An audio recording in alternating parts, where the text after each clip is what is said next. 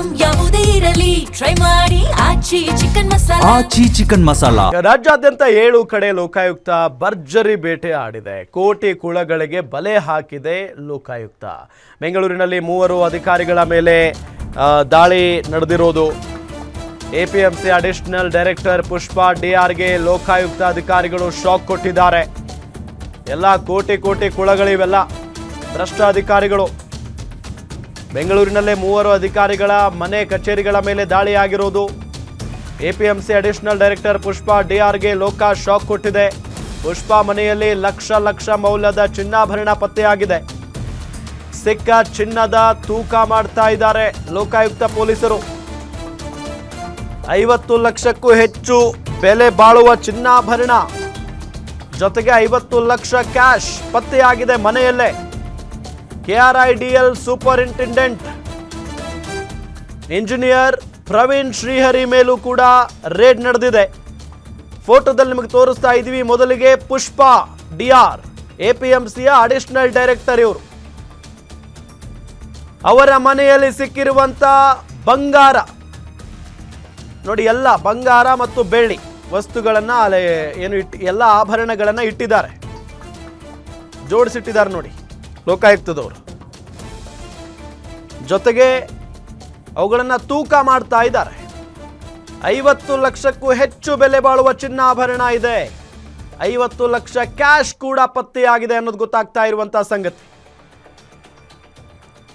Details ಕೊಡ್ತಾರೆ ನಮ್ಮ senior crime reporter Ajay Kumar ಸಂಪರ್ಕದಲ್ಲಿದ್ದಾರೆ. ಅಜಯ್, ಈಗ ದಾಳಿ ಆಗಿದೆ, ಜೊತೆಗೆ ಪುಷ್ಪಾ ಅವ್ರ ಮನೆಯಲ್ಲಿ ಇಷ್ಟೆಲ್ಲ ನಗದು ಜೊತೆಗೆ ಬಂಗಾರ ಎಲ್ಲ ಸಿಕ್ಕಿರೋದು, ಇದಕ್ಕೆ ಡಾಕ್ಯುಮೆಂಟ್ಸ್ ಸರಿಯಾಗಿದೆಯಾ? ಇದ್ರ ಬಗ್ಗೆ ಏನಾದರೂ ಮಾಹಿತಿ ಇದೆಯಾ? ಮತ್ತು ಇನ್ನೆಲ್ಲೆಲ್ಲಿ ದಾಳಿ ಆಗಿರೋದು?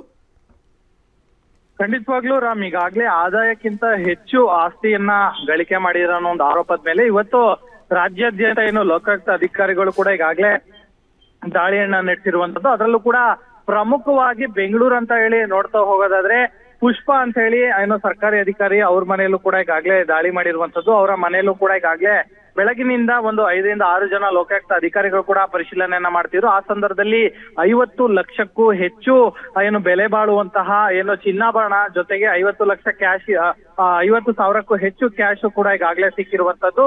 ಇದೆಲ್ಲವನ್ನು ಕೂಡ ಈಗಾಗಲೇ ಲೋಕಾಯುಕ್ತ ಅಧಿಕಾರಿಗಳು ತಾಳೆ ಮಾಡ್ತಾ ಇದ್ದಾರೆ. ಅಂದ್ರೆ ಅವರ ಆದಾಯ ಎಷ್ಟಿದೆ ಮತ್ತೆ ಅದಕ್ಕಿಂತ ಮೀರಿ ಎಷ್ಟು ಪಟ್ಟು ಇವರು ಇಲ್ಲಿ ಸಂಪಾದನೆಯನ್ನ ಅಕ್ರಮವಾಗಿ ಮಾಡಿದ್ದಾರೆ ಅನ್ನೋದ್ರ ಬಗ್ಗೆ ಕೂಡ ಈಗಾಗಲೇ ಕೂಲಂಕುಷವಾದಂತ ಪರಿಶೀಲನೆ ಮಾಡ್ತಾರೆ. ಮತ್ತೆ ಅದಕ್ಕೆ ಸೂಕ್ತವಾದಂತಹ ದಾಖಲೆಗಳನ್ನು ಕೂಡ ಇದ್ರೆ ನೀವು ಒದಗಿಸ್ಬೇಕು. ಯಾಕಂದ್ರೆ ನಿಮ್ಗೆ ಇಷ್ಟೊಂದು ಆದಾಯ ಇದೆ ಅಂದ್ರೆ ಬೇರೆ ಏನಾದ್ರು ಆದಾಯ ಇದೆಯಾ ನಿಮ್ಗೆ ಅಂತಾನು ಕೂಡ ಇಲ್ಲಿ ಪ್ರಶ್ನೆಯನ್ನ ಮಾಡೋದಕ್ಕೂ ಕೂಡ ಈಗಾಗಲೇ ಲೋಕಾಯುಕ್ತ ಅಧಿಕಾರಿಗಳು ಸಹ ಮುಂದಾಗಿರುವಂತದ್ದು.